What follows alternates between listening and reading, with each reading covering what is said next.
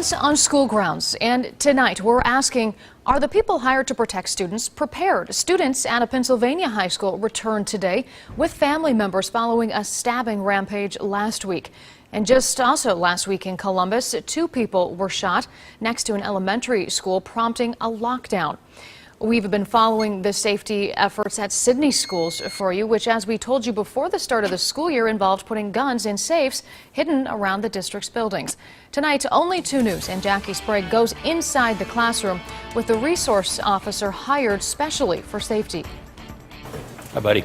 Shelby County Sheriff's Deputy Chuck Shepard talks to students as he walks the halls of Longfellow Elementary School. I spend pretty much the whole time I'm here walking up and down the hallways, looking into the classrooms, checking on the kids.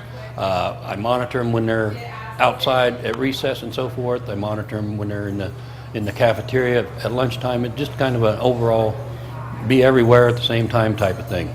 Deputy Shepard has been in law enforcement for 37 years. He was hired this school year after the Sidney City Schools Board of Education voted to put a uniformed officer in every school. Everybody okay? This in response to the Sandy Hook school shooting tragedy in December 2012. Deputy Shepard believes his presence is making a difference. He says he's gotten to know the students very well, in particular the troublemakers. You learn early on, what their problems are.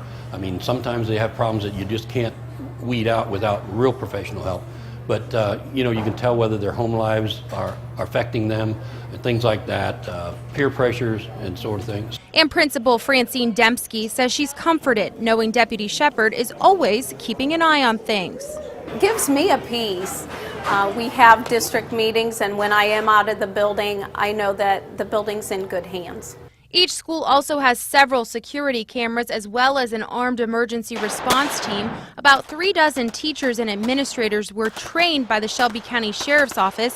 Every school now has a gun. It's in a secure location only known to those on the emergency response team, and it can only be accessed by a fingerprint. We feel that by having guns, loaded guns that are accessible only in biometric safes that can be opened only by trained armed response team members, we feel that we have minimized the amount of damage and killings that an active shooter can do. And the superintendent tells me that luckily there haven't been any threats that have prompted the use of a gun.